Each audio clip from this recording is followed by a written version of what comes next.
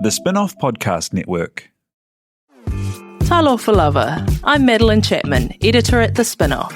If you have the means, consider supporting our high-quality journalism by becoming a Spinoff member. Sign up now at thespinoff.co.nz/donate.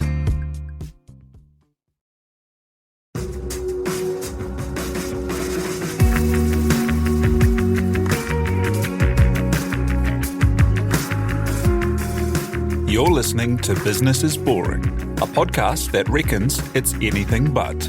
Business is Boring is brought to you by Spark Lab, offering inspiration and practical advice to help businesses find their edge.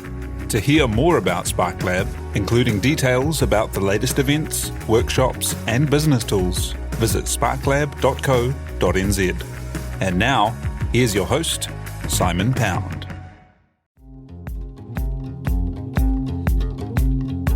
You're listening to Business is Boring, a podcast that reckons it's anything but. Business is Boring is made by The Spinoff with help from Callaghan Innovation. Here's your host, Simon Pound.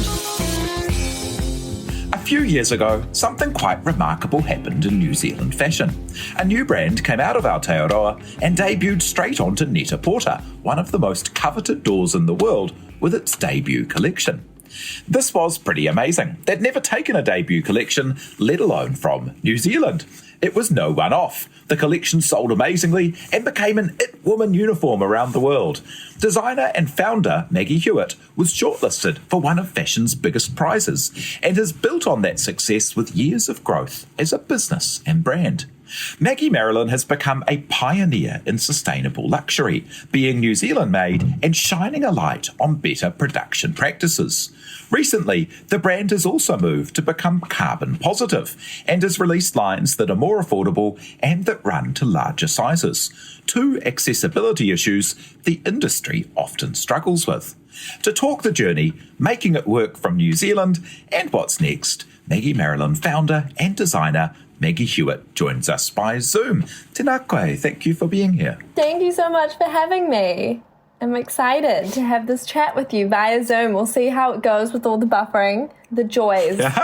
Hey, so take me back to the beginning. Like, how did it first, the kind of famous start, going straight from fashion college and your debut collection and on to kind of the best door in the world? How did that happen? Yes, it sounds a little crazy, doesn't it? So I was lucky enough to be introduced through a family friend to Net-a-Porter, who sent my first lookbook to some of the buyers there. And yeah, they were pretty interested in the first collection, and so serendipitously they were going to Australian Fashion Week for the first time. I think this was 2016, and I met with them there, tried to act very important, like I had lots of other meetings, but I had my heart set on Net-a-Porter. It's kind of funny, the power of, I'm really into the power of positive thinking and manifesting your dreams, and actually a few months earlier I had slotted my name of where it would sit on the list of designers on Net-a-Porter. Kind of sounds a little bit crazy, but I was really manifesting, picking up that retailer, and then I finally got the opportunity to actually meet with them in person and show them my first collection that I had worked on straight out of university, and they loved it, and so within a few weeks we kind of had an order. And I guess we were off to a roaring start, really, being picked up by a global retailer. Yeah, and they were kind of an exclusive retailer for you overseas in that first go as well, hey? And that's really rare too. Like, what was it like being in amongst that whirlwind? As I imagine not many other people from your class at Wycliffe were having the same experiences of fashion going so well straight out of the blocks. Yeah, it's funny to look back on it now, I guess, and be able to realize what an amazing start, I guess, that was, and the platform that it gave the brand and all the values and the mission that I kind of set out with. But yeah, I think it didn't come out without its challenges. You know, I was 21 when I started Maggie Marilyn, and I'm a creative first, and I really didn't know the first thing about the operational side of how to produce collections or how to run a business or how to be a leader and manage a team. So, it was a steep learning curve, that's for sure. Yeah, and tell me about that first collection. Like, what was it that caught the eye and set you out into that journey? Yeah, it's an interesting question. I think they obviously felt like I had a unique perspective. I think the reason for founding Maggie Marilyn and what we were setting out to achieve, I guess they saw that as a unique point of difference. You know, I really wanted to be able to create beautiful clothing that didn't have a negative impact on the people involved in the supply chain or the environment. And I think at the time, that was, rarer. There was always this sort of trade-off. If you wanted to buy, I guess, ethically or more responsibly, then the product didn't actually look that great. And I really believed that didn't have to be the case, that you didn't have to, compromise on beautiful design just for your values, and wanted to create a space where the two could coexist. And so, I think that was our unique selling proposition at the beginning. Yeah, because I remember when it began, and it, that's so interesting that sometimes you had to compromise either one way or the other, but also often sustainable clothing wasn't necessarily bright and vibrant and with lots of silks and, candy cane prints, all kinds of, like kind of really exciting, vibrant, colourful, unashamedly kind of fun clothing that also had that sustainability mission. Tell me about how you came to begin the label with that kind of twin focus, I guess, on luxury and also sustainability. Yeah, good question. I always say I could have been a very different designer if I didn't go to the university that I went to. I think that was such a formative part of who I would become as a designer and a businesswoman, I believe. I believe I always had a consciousness for appreciating the environment around me, but it was only once I really got to university where this very unglamorous curtain was pulled back on what fashion was truly responsible for. And at first I was pretty disheartened. I definitely had moments where I didn't know whether or not I actually wanted to be a part of the industry. But I think towards my final year, I guess the entrepreneurial spirit in me saw a gap in the market for how could I still create product that could empower the wearer and that I would want to wear, and that, I've got 3 sisters and my mum would want to wear, didn't have a negative impact on everyone involved in the supply chain, and that could eventually have a regenerative impact on the planet. And so I guess, we're talking 5 years ago, we celebrate 5 years this September. And it's kind of crazy how far the conversation around sustainability has come in fashion. 5 years ago, it still wasn't all that common for brands to talk about transparency within their supply chain or circularity or regeneration, these sort of topics that we speak to at Maggie Marilyn. So I identified, I guess, a gap in the market and set out very naively to fill that gap.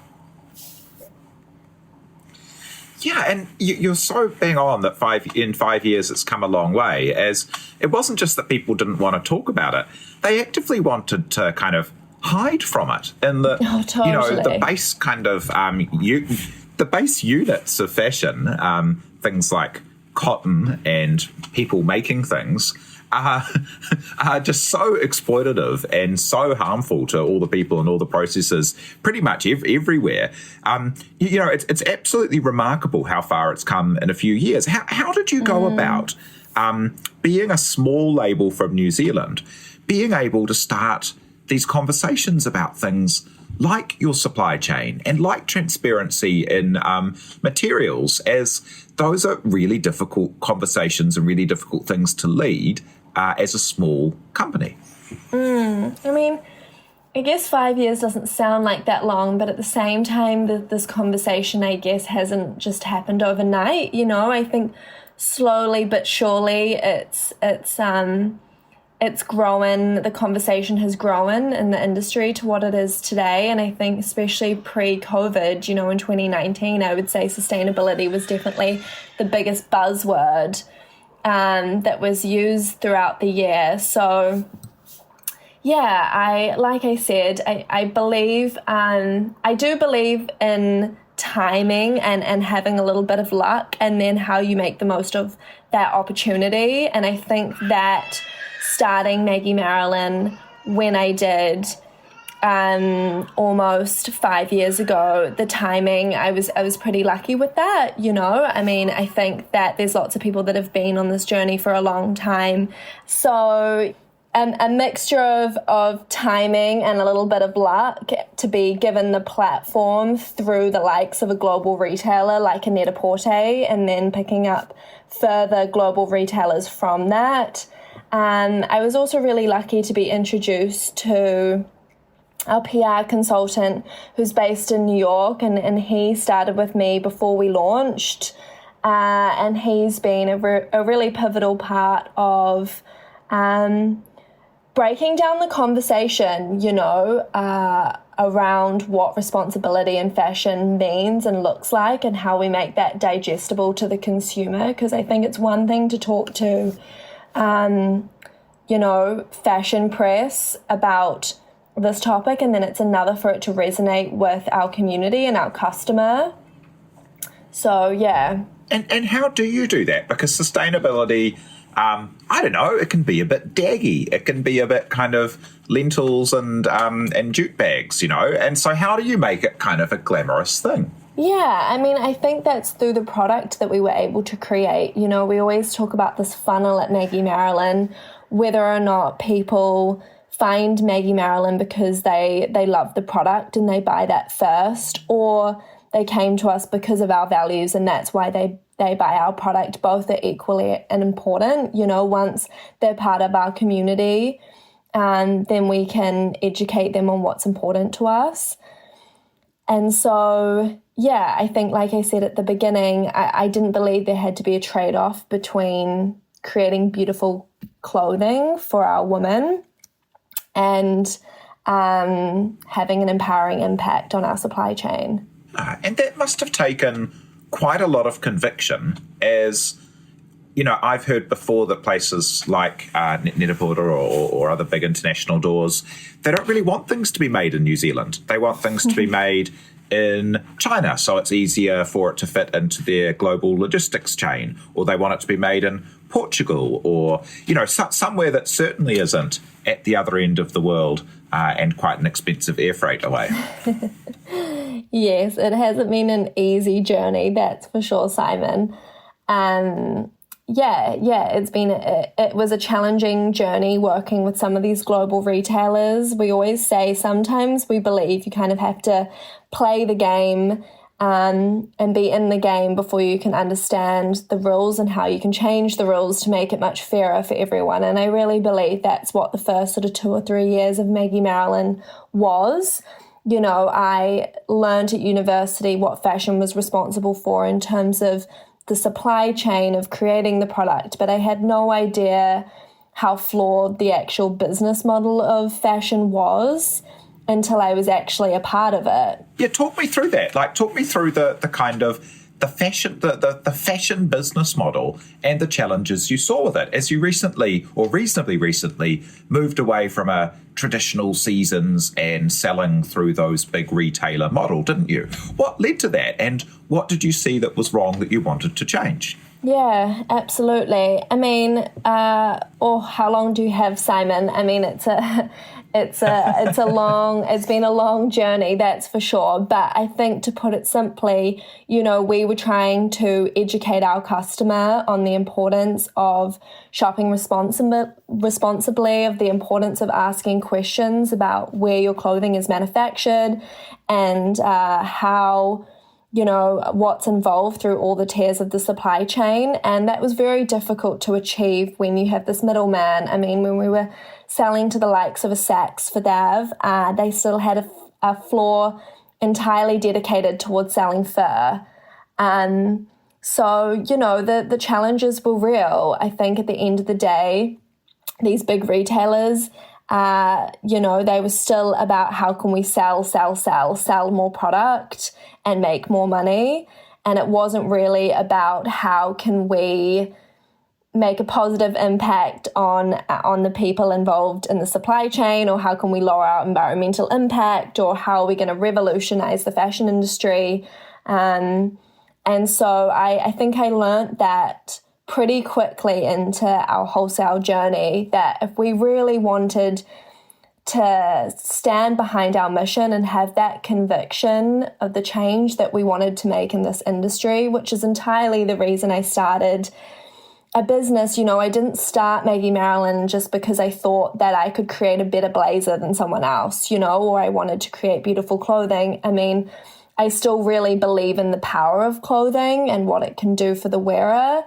But for me, we had to start back up the supply chain, and we had to figure out how we were going to clean up this industry that was a pretty dirty one. And I think I realized that the only way we were going to get there was speaking directly to our customer, because I really believe in the power of education, and I believe in the goodness of people. I think that once you know what's involved in the fashion supply chain and how most clothing is manufactured, I do believe people want to buy better and make a better decision making around how they consume and what they support. But that wasn't going to happen through a middleman. Well, yeah, it's interesting, isn't it? Because lots of people do say that they want something more sustainable, but then price is often, a really key component. And, it's quite remarkable when places like Saks, or big, places with very high prices, the only way that you can kind of, make more money out of things is to get the cost of labour or the cost of goods down in the end, which means that you go to bad production processes and materials that are harmful to people and the planet. And so how do you go from that environment? What kind of things did you build that meant that you could not go to cheaper production practices and more harmful materials, but also really interesting in the context of somewhere, look at that price thing as well, because that's the other great big kind of accessibility and privilege thing in all of these conversations, is that most very thoughtful fashion is very unattainable to the average buyer. Absolutely. And I think what I was saying before, there's such a trickle down effect of, why the supply chain of fashion is so dirty, because of how the business of fashion actually operates. And I'm more speaking to the global sort of wholesale business. And I guess for people that don't understand what that means, that's the likes of selling to the big retailers, and, the Farfetches, the Net-a-Porters, the Saks, the Neiman Marcuses, the Selfridges of the world. And I think that was something that I identified pretty early on. Was I actually set out Maggie Marilyn to be at an accessible price point, to be honest. When I first started, there were brands working within the environmentally responsible space, such as like a Stella McCartney or a Gabriella Hearst, that I really admired, but there wasn't many brands that were working in this sort of more accessible luxury space, I guess you could say. And so I really identified that gap in the market, creating product that could be affordable to my friends and I. You know, it was still aspirational, I guess, but something that we could save up for and afford. And really, through selling to these global retailers, you know, the markup that's involved in getting the product to the end consumer is huge. And I think that's something that didn't sit right with me. And I remember getting an email from someone, I think we'd been going for maybe a year, and she said how much she believed in our mission and the product that we were creating. But she was a single mum of 3, and she was this wonderful woman in Tauranga, and she asked, she said it wasn't something that she could ever afford to buy into, and if we had ever thought about doing something that was more accessibly price pointed. And I think that kind of moment was such a light bulb in terms of why should sustainability be a luxury? It should be something that everyone can afford to buy into. And so I guess that was really the seed towards creating our Somewhere line, which we launched a couple of years ago, which is our evergreen essentials. And through selling direct to consumer and creating an evergreen essentials line, we were able to bring down the price. And by no means do I say we're creating a $20 t-shirt, but I think we are creating a product whereby the customer gets the best possible product, and we are empowering everyone throughout our supply chain and lessening our environmental impact. So yeah. Kia ora koutou katoa. Te Aihe Butler here, podcast manager at the Spinoff. As we find ourselves navigating a new outbreak and lockdown, everyone here at the Spinoff remains committed to bringing you quality independent journalism, which, of course, includes our coverage of COVID-19. It's not an exaggeration to say we couldn't do this work without the generous support of our members. So, if you'd like to help us keep Aotearoa informed, please visit thespinoff.co.nz/members for more details and to donate today. Yeah, and how has that move to being retail first, so starting your own retail and leaving all of those wholesale accounts, gone for you? As it must have been a big call. Like most designers, especially from places very far from the centres of global taste-making and fashion, would probably have that list of retailers as the place that they were working towards, not the place that they would withdraw from. Yeah, I said at the time it was either a very courageous or stupid move.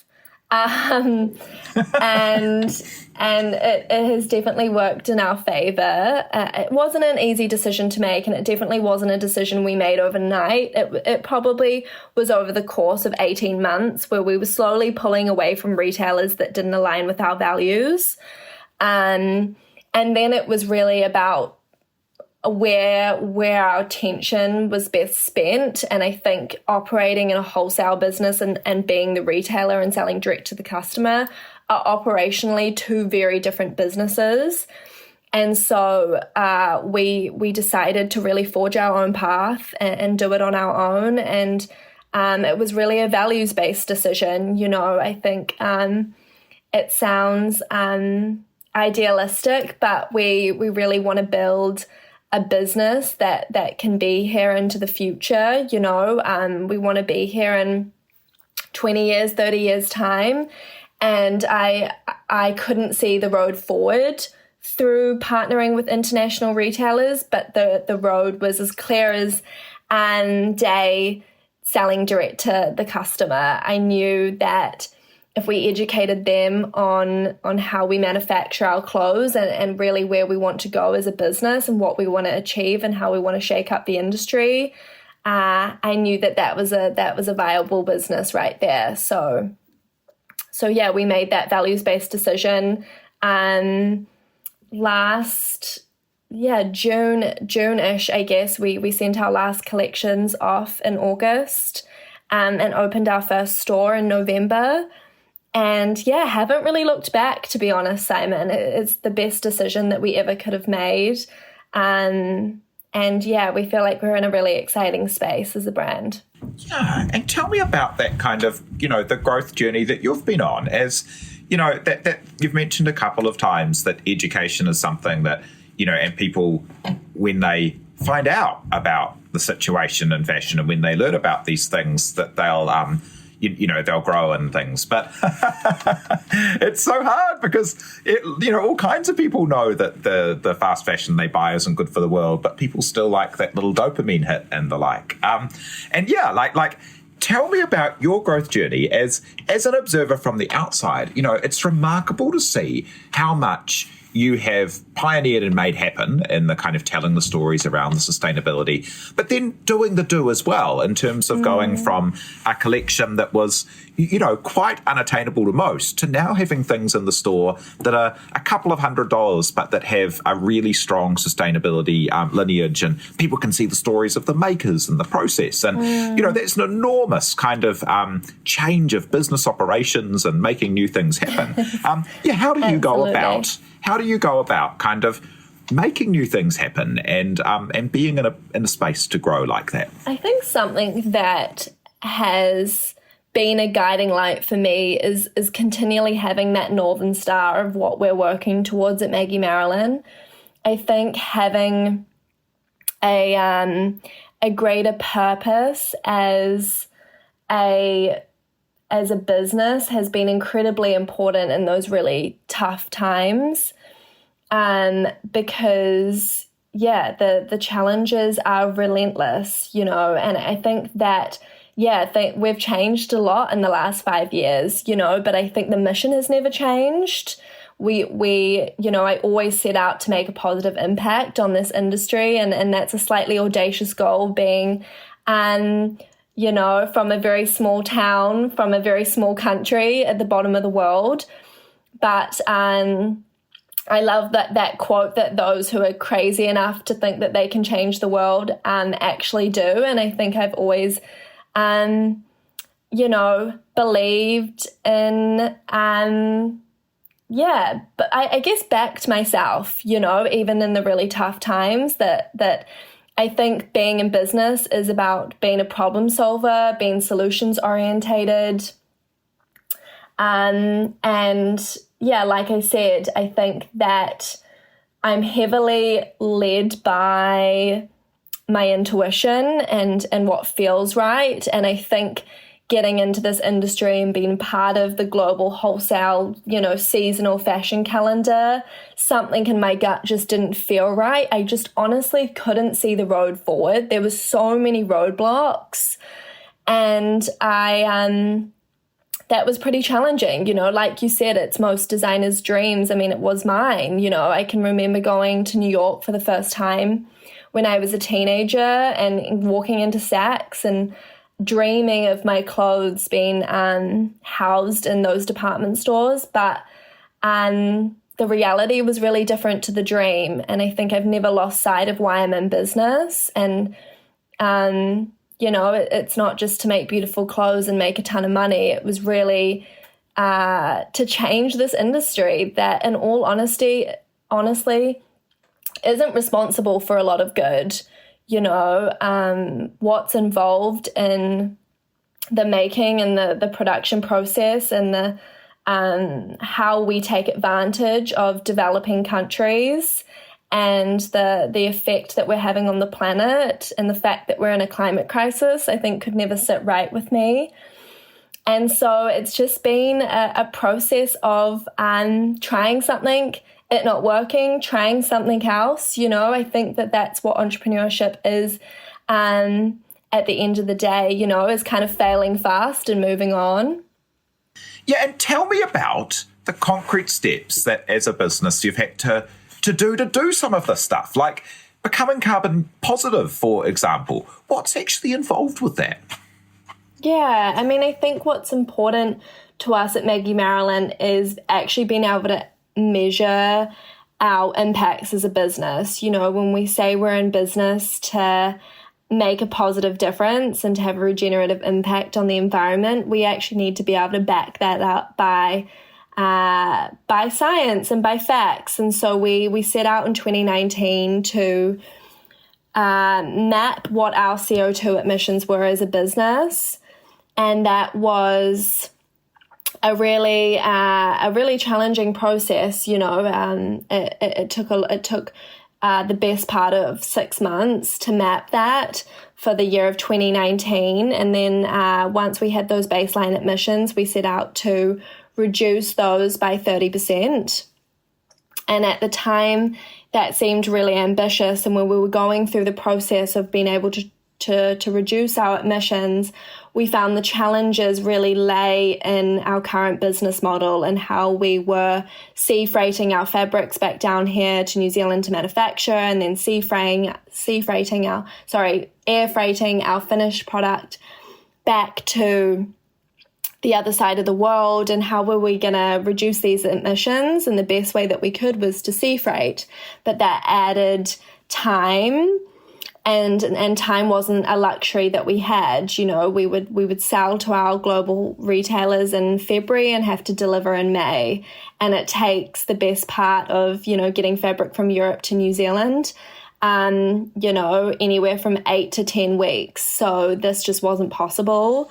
And so that was another reason behind making the values decision to move away from wholesale and sell direct to our consumers, so that we could really slow down our manufacturing cycle in order to align with our values. And so now we sea freight everything, and we work with much longer lead times so that we can lessen our environmental impact. So when we remapped our carbon for 2020, we actually made a reduction of 73%.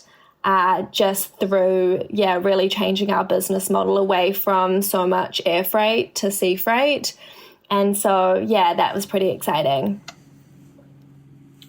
That's awesome. And as a last kind of thought, what will success be for you and also for the business? Yeah, big question. I really believe in order for us to create revolutionary change in this world, which is what we've set out to do, we have to prioritize the intersections between people and the planet.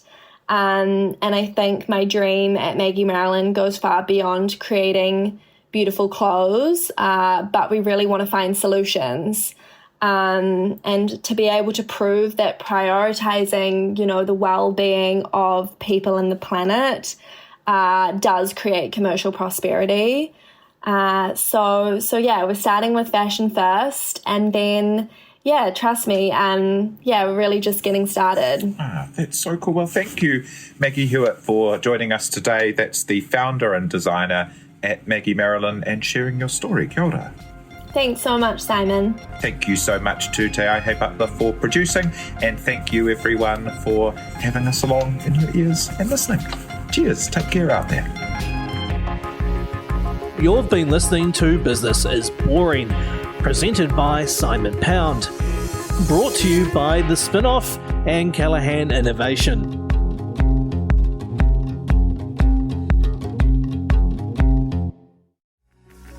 From the Spinoff Podcast Network, that was Business is Boring, brought to you by SparkLab. Make sure you're following Business is Boring wherever you get your podcasts. And for more information on SparkLab, visit sparklab.co.nz.